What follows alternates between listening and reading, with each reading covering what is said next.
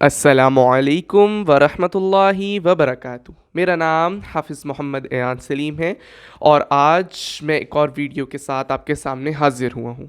آج ہم سورۃ الفلق کے اوپر غور و فکر کریں گے اور سورۃ الفلق کے تلفظ کے اوپر اس کے بارے میں احادیث نبوی کو جانتے ہوئے کس طرح اپنی زندگیوں میں اس کو لے کے آنا ہے اور یہ ہمیں کس چیز کا درس دیتی ہے۔ سورۃ الفلق ہمیں بیرونی نقصان سے حفاظت دیتی ہے۔ کچھ اس کے بارے میں جو چیزیں ہیں ان کو میں بتاتا چلوں۔ سورۃ الفلق مکی سورہ ہے، یعنی کہ یہ ہجرت سے پہلے نازل ہوئی ہے۔ اس میں 5 آیات ہیں۔ سورۃ الناس کے ساتھ اسے موعظتین کہا جاتا ہے۔ نبی کریم صلی اللہ علیہ وآلہ وسلم کی سورۃ فلق کے بارے میں حدیث حضرت عائشہ فرماتی ہیں، نبی کریم صلی اللہ علیہ وآلہ وسلم جب بیمار ہوتے تو سورۃ الفلق اور سورۃ الناس پڑھ کر دم کرتے۔ اب سورۃ الفلق کو پڑھتے ہیں، اس کے معنی کو دیکھتے ہیں اور پھر اس کے تلفظ پہ آئیں گے۔ اعوذ باللہ من الشیطان الرجیم،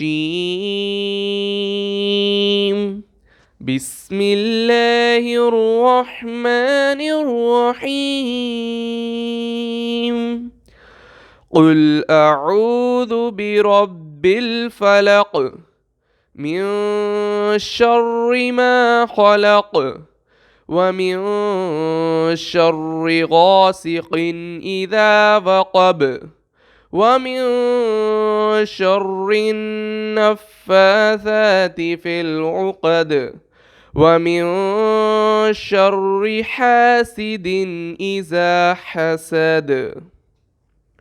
کہو میں پناہ مانگتا ہوں صبح کے رب کی ہر اس چیز کے شر سے جو اس نے پیدا کی ہے، اور رات کی تاریکی کے شر سے جب وہ چھا جائے، اور گرہوں میں پھونکنے والوں کے شر سے، اور حاسد کے شر سے جب وہ حسد کرے۔ صدق اللہ العظیم۔ اب ہم اس کے تلفظ کے اوپر تھوڑی چیزیں دیکھتے ہیں۔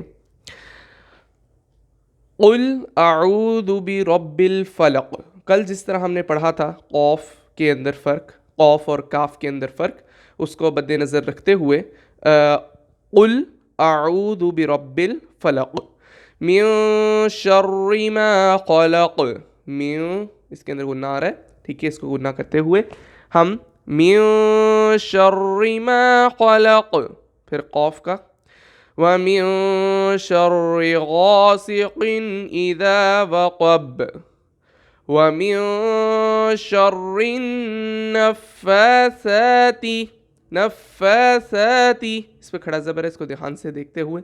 اچھا، اکثر لوگ یہ غلطی کرتے ہیں کہ کھڑا زبر اور ان کے اوپر تو لمبا کرتے ہی ہیں، وہ نارمل حرکات پہ یعنی کہ عام حرکات کے اوپر بھی لمبا کر دیتے، تو اس کے اوپر آپ نے ضرور دھیان دینا ہے۔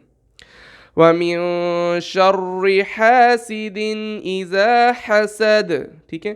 اب یہ بھی ایک فرق ہے جو ابھی تو میں آپ کو نہیں بتاؤں گا، مطلب کہ اس کو ہم پریکٹس بعد میں کریں گے، لیکن اس کا میں آپ کو بارے میں بتا دیتا ہوں کہ حاسدن، ہا اور ہا دوسری ہا ہوتی ہے، ٹھیک ہے۔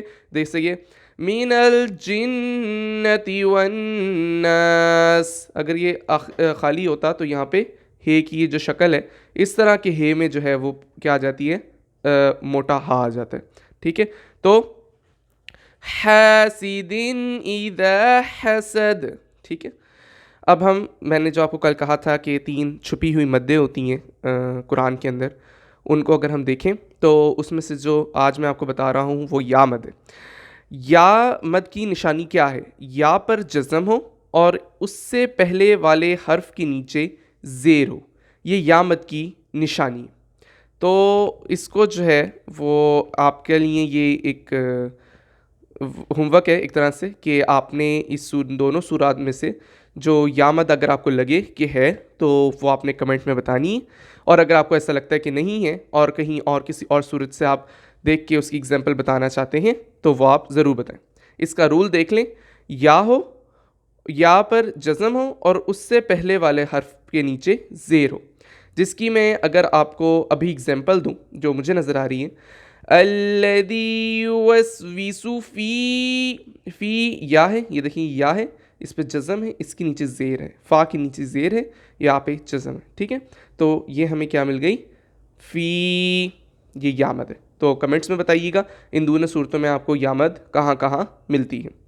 ٹھیک ہے جی. سورۃ الفلق ہمیں بیرونی جو خدشات ہیں, بیرونی خطرے ہیں, ان سے محفوظ رکھتی ہے, اور یہ معوذتین ہیں, اسے اپنی زندگی کے اندر لے کے آئیں اور اسے پڑھیں.